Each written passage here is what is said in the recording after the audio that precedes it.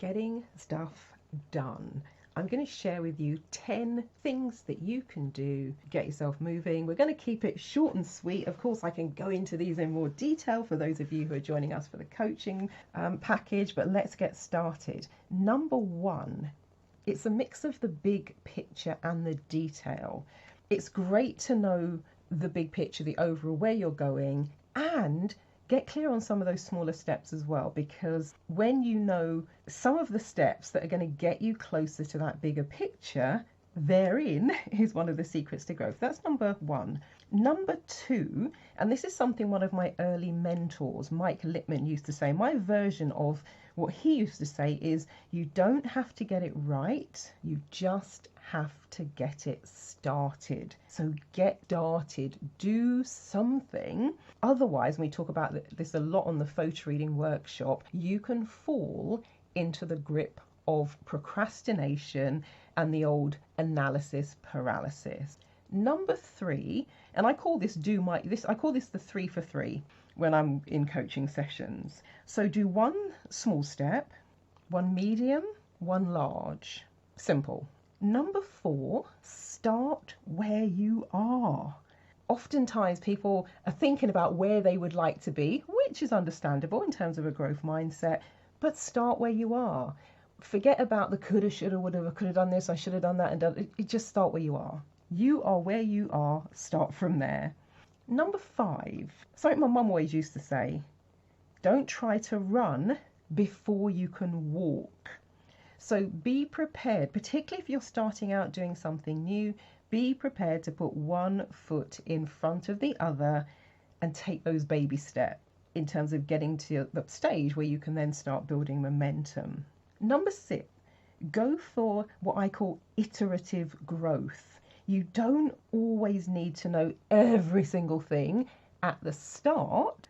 And again, that's one of the things that will then trip people up, because they think they've got to have every single fact, every single figure, all of the details, know exactly what's going to happen. That's not always the way it is. So go for those incremental steps and really appreciate that things will most likely unfold as you move forward. You're also going to learn more as well about the situation, what it is you're doing, building your resources as you go. Number seven, assess the capacity that you have. What do you have the capacity for in terms of your mindset, in terms of your energy, and also in terms of the infrastructure and resources that you have available to you. Number eight, do the one thing. What I mean by that, there's a coaching question you can ask yourself. So you're asking, what one thing can I do today that will move me another step closer to my goal or outcome? Very simple. And then whatever the answer to that question is, if it's something you can do immediately, do it. If it's something you need to schedule it in. Number nine, celebrate your achievement. Every single time, no matter how small you might judge it to be, if you have taken another step closer to your goal, celebrate, because you're going to get a serotonin and dopamine hit. So you actually start to feel good. You start to feel better about whatever it is you're working for. Neurologically, you give yourself a boost. So that celebration is really important. And number 10, failure versus feedback. So this is something that I learned when I did my NLP practitioner training back in October 2000. So they were saying, you're right, you can either fail at something, or you can choose to be on the other side of the equation and get the feedback. What did you learn? What would you do differently next time? And there was also a saying that they had on the training that feedback is the breakfast of champions. So be open to feedback, create that iterative loop where you're learning, building as you go, and feeding those lessons into whatever comes next.